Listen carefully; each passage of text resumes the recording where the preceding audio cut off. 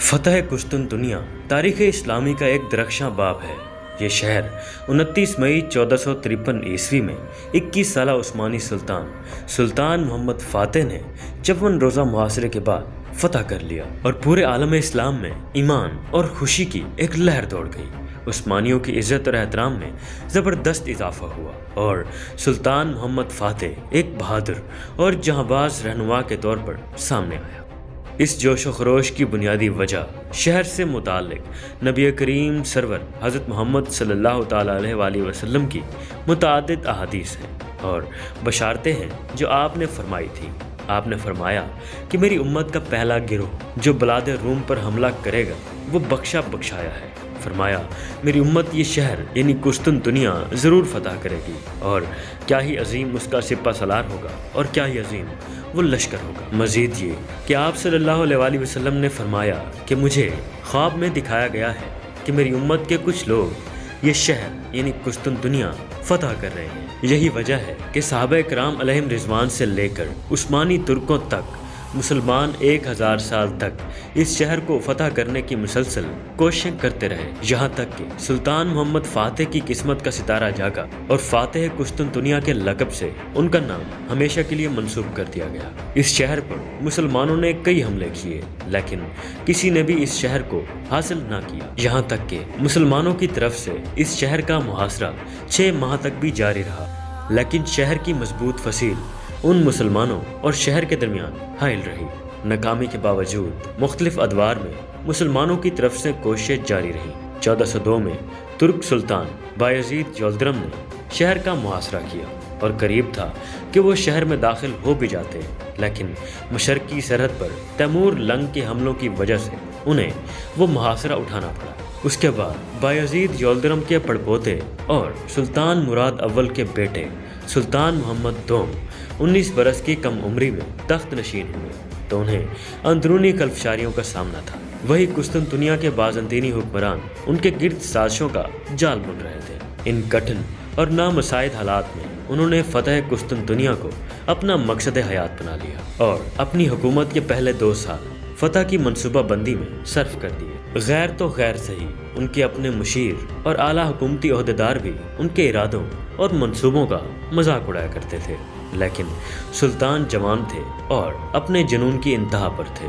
انہوں نے باضابطہ محاصرے سے قبل آبنائے فاسفورس کی دوسری جانب ایک حصار بنا کر بازنطین کی تجارت روک دی اور توپوں کا ایک بہت بڑا کارخانہ لگا کر ماہر کاریگر اوربن سے اس زمانے میں سب سے طاقتور توپ تیار کروائی۔ منصوبے کے مطابق 29 اپریل 1453 عیسوی کو شہر کا محاصرہ کر لیا گیا، لیکن آبنائے فاسفورس سے شہر قسطنطنیہ کے اندر جانے والی خلیج کے دہانے پر بازنطینی افواج نے ایک زنجیر لگا دی، جس کی وجہ سے عثمانی بحری جہاز شہر کی فصیل کے کمزور حصے کے قریب نہیں جا سکتے تھے۔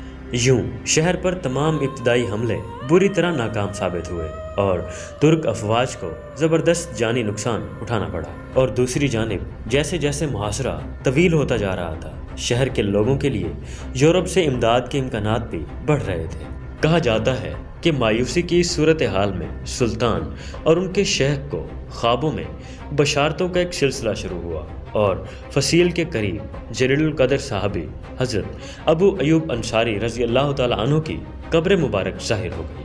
ابو ایوب انصاری 1000 سال قبل شہر کے پہلے محاصرے کے دوران شہید ہو گئے تھے۔ ان واقعات نے سلطان کے جذبوں کو دوبارہ جوان کر دیا۔ سلطان نے جہاں شہر کی دوسری جانب غلطہ کے علاقے سے بحری جہازوں کو خشکی پر سے گزار کر انہیں شاخ زیریں یعنی خلیج میں اتارنے کا کارنامہ سر انجام دیا، تو وہیں زیر زمین سرنگ بنا کر دیوار کے قریب بارودی مواد نصب کروا دیا۔ یوں دیوار بھی گر گئی اور ساتھ ہی بازنطینی رومی سلطنت بھی گر گئی۔ اب ذرا سوچیں کہ ترک جانباز، جانثار، آغا، پاشا، علماء اور سب سے آگے بڑھ کر سلطان محمد فاتح شہر میں داخل ہو رہے ہیں۔ واللہ وہ لمحہ کتنا خوبصورت ہوگا، آپ صلی اللہ علیہ وآلہ وسلم نظارہ کنا ہوں گے، یہ سوچ کر ترکوں کی جان نکلی جاتی ہوگی۔ سلطان نے شہر میں داخل ہو کر آیا صوفیہ کو مسجد میں تبدیل کر دیا۔ سلطان نے آرتھوڈاکس کلیسا کو برقرار رکھا اور سرکاری خزانے سے دوران محاصرہ عیسائیوں اور یہودیوں کے تباہ ہونے والے گھروں اور عبادت گاہوں کی تعمیر نو بھی کی۔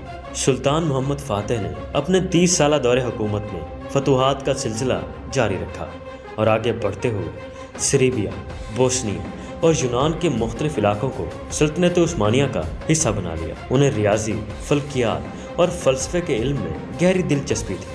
یورپی مورخین فتح قسطنطنیہ کو قرون وسطیٰ کے خاتمے اور جدید تاریخ کا نقطۂ آغاز قرار دیتے ہیں۔ بدقسمتی سے اس فتح کے بعد مسلمان دنیا میں فرقہ واریت کا شکار ہونے لگ گئے، اور دوسری طرف یورپ نے اس بدترین شکست سے نصیحت پکڑی اور آئندہ 5 صدیاں ان کے لیے نشاط ثانیہ کے عنوان کا ماخذ ہو گئے، اور وہ کامیاب اور کامران ہو گئے، اور مسلمانوں نے قرآن کی تعلیمات اور سنت نبوی کی پیروی چھوڑ دی، جس کی وجہ سے مسلمان ذلیل اور رسوا ہو گئے۔ تو دوستو، یہ تھی سلطان محمد فاتح کی کہانی، جنہوں نے صرف 21 سال کی عمر میں عزم و استقلال، ہمت اور جرأت مندی کا مظاہرہ کرتے ہوئے اسلامی حمیت کو سامنے رکھتے ہوئے قسطنطنیہ جیسے شہر کو فتح کر لیا، جس کو 16 صدیاں کوئی فتح نہ کر سکا۔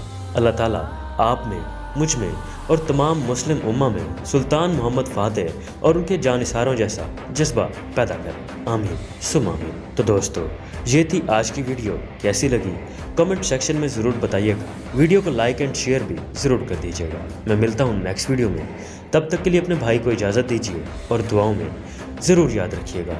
شکریہ، اللہ حافظ۔